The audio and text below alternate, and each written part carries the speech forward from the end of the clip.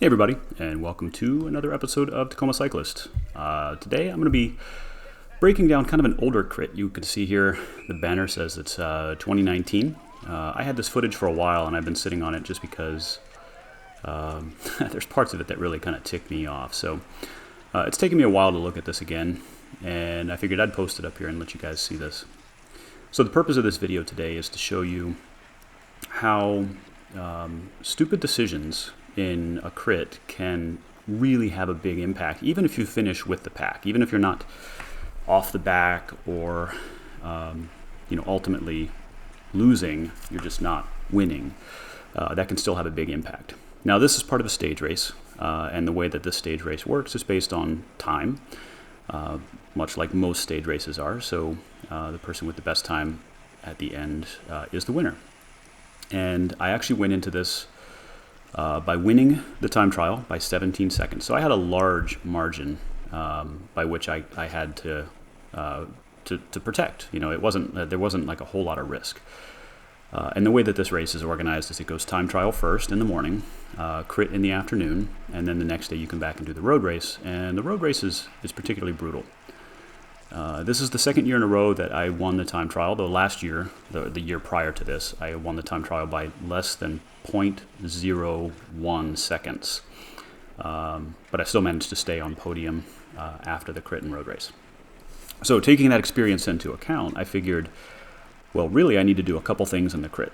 I'm not going to lose I'm not going to lose 17 seconds in a crit. It's just not likely. This is not the kind of crit, and this is not the kind of field where people get away. You can see it's not very well organized.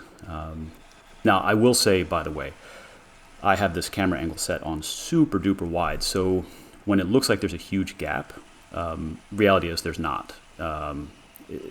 There is a gap from time to time, but like right here, this guy in front of me in the yellow shirt, he's probably less than you can see that guy on the bike right there. He was less than a bike length away. So it looks wide. It's not that wide of a gap. All right, so my goal here was one of a couple things in the crit. Number one, I just had to be defensive. That was it. That was the most important goal, was be defensive.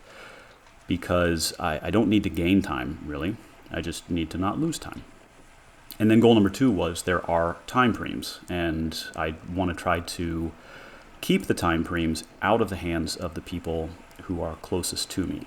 So my goal here was to just maybe either capture some of those time preems or maybe set up people to capture those time preems. And that's what you see me doing here. This is, just a couple corners from the ends. You got this little tiny jog, this little tiny dog leg, and that goes into the final straight. And it was a time preem, so I was going for this time preem. I'm not a heavy sprinter, so I can go long, but I can't go... I don't have explosive power, 100 to 200 meters to the end. I've got more of the 1K power. So nabbed a time preem here.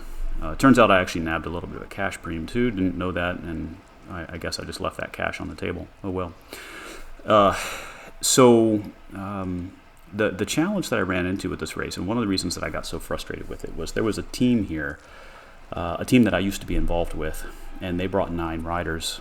And they made it very clear to me that their number one goal in the entire race wasn't necessarily to win, it was to keep me from winning, which I think is just disgusting. And in fact, I'll splash up some stuff here from the road race the very next day.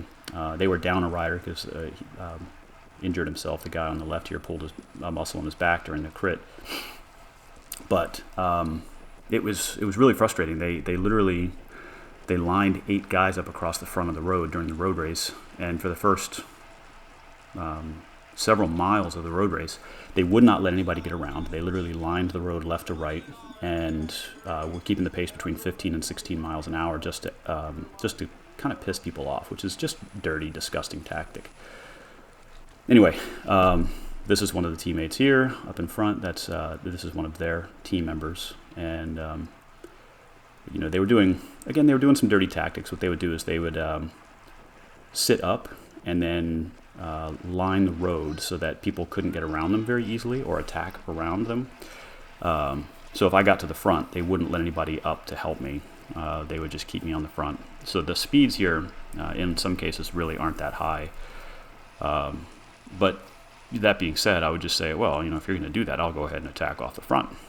Maybe I will get a time free. Maybe I'll get some separation. Maybe I'll put gain some more time on the clock. These are decisions you make in a crit, and honestly, you maybe aren't thinking as clearly as you could be during a crit, and I think that's what is a really good example here. I wasn't thinking very well. My job really should have been just to defend, guard on those time preems, and then maybe in 2 laps to go for an attack of some sort, but certainly not be this aggressive throughout the rest of the crit. And that's a recurring theme that you'll see here, is that I tend to be relatively aggressive on this crit.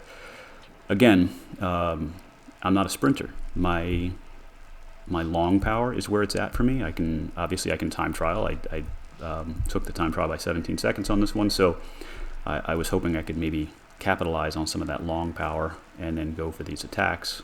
By the way, this was a time preem, so this guy right here is the guy that wound up pulling his back and not being able to race the next day. Not everybody on this team is a complete jerk. This guy that did that attack over top of me, he's actually a really nice guy, and I get along with him great. Even congratulated him for nice attack there afterwards. But the rest of this team, there's a large number of these guys that were just, the tactics they were employing, they were just disgusting, and they don't hold any place in racing. You can have team tactics, but when your team tactics are literally to block the rest of the race so that other people can't be competitive, I think that's dirty. And I have no respect for these teams that do that kind of crap. And then I feel like this guy right here on my right, same member of that team, look at this move that he just pulled right there. There's no way he didn't know that he was cutting in on my line, and there was no reason for him to move left.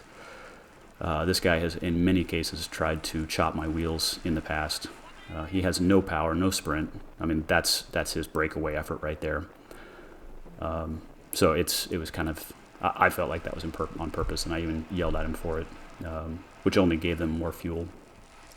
So, in this crit, you can see again, I'm being aggressive. I'm being up towards the front. I'm not being towards the front. I'm being on the front.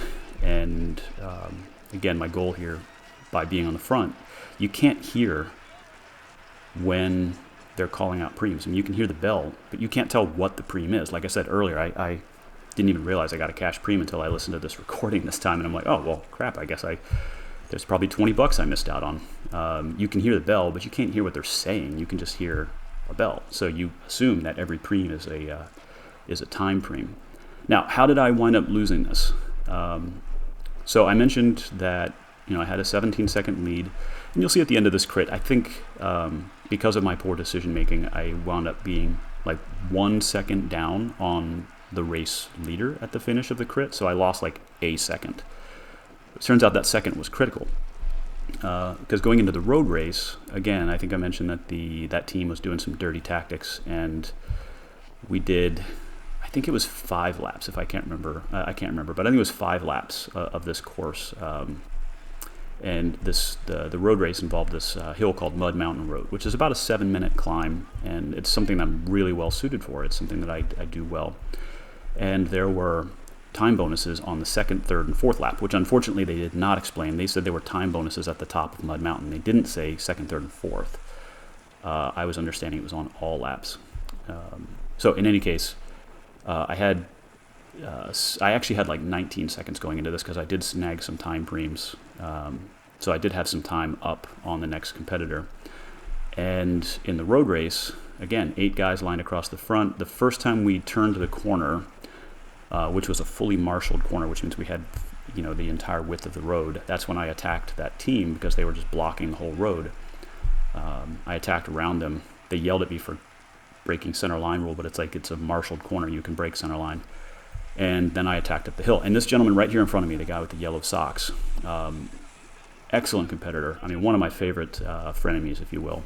I race with or against this guy frequently. He's strong, he's nice, he's, he'll work with you in the pack. And then, of course, in the last 200 meters, it's all bets are off. But honestly, one of my favorite competitors. And when I show up to a race with this guy, a guy named Jeff, I'm always happy to see him, and we're always happy to work together.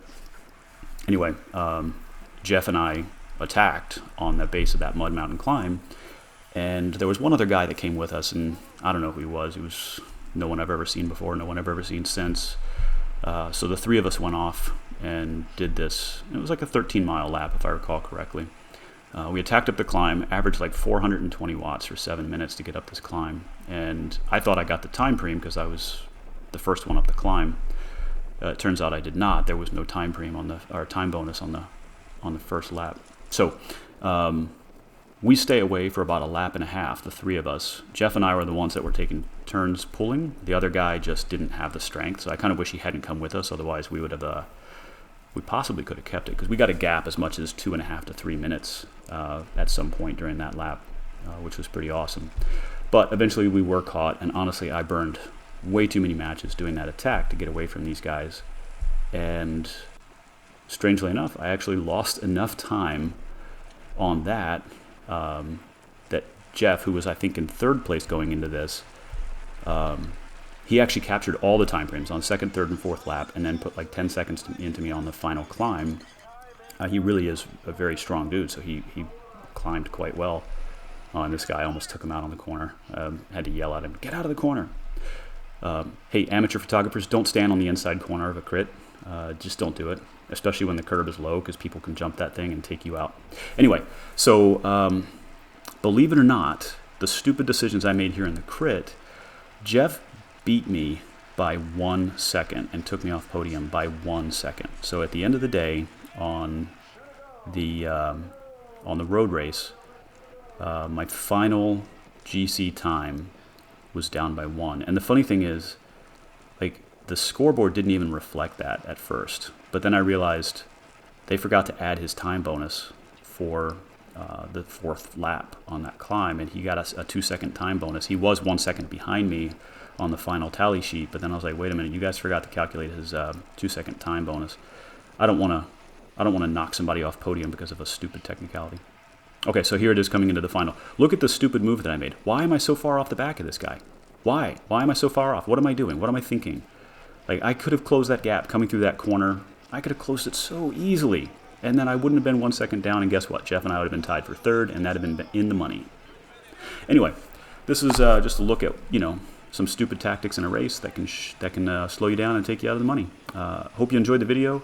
It wasn't exactly fun for me to watch this again, because I don't like the fact that I lost that race or lost podium by 1 second.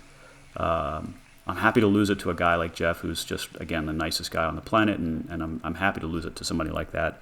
I'm not happy to lose a race because of dirty team tactics, and then frankly, probably the single biggest reason that I lost podium spot was my own poor decision making, and largely that was in that crit. I mean, you saw some of those stupid moves. I was off the front for so long. I didn't close down gaps that I should have, especially in that last lap. I mean, just dumb moves. And here I was thinking, I was all confident that I got this because I got 17 seconds, and that confidence turned into me losing by 1 second, which is just so heartbreaking. Anyway, hope you guys enjoyed the video. I will get some more race content up here soon, because 2020 race season is actually starting here in a couple weeks, and I'm excited about that. So I will have some race breakdowns and some crits and all that kind of fun stuff. Stay tuned for more, and if you like the video, hit like. If you have some criticism of what I could have done differently, because believe me, there's plenty of things I could have done better, put it down in the comments below. I'm happy to hear it. If you didn't like this video, like, why? Why are you sitting here watching a cycling channel if you don't like watching a video about crits? So, yeah, go find something else. Other than that, subscribe, share it with your friends, and I will see you again next time. Thanks.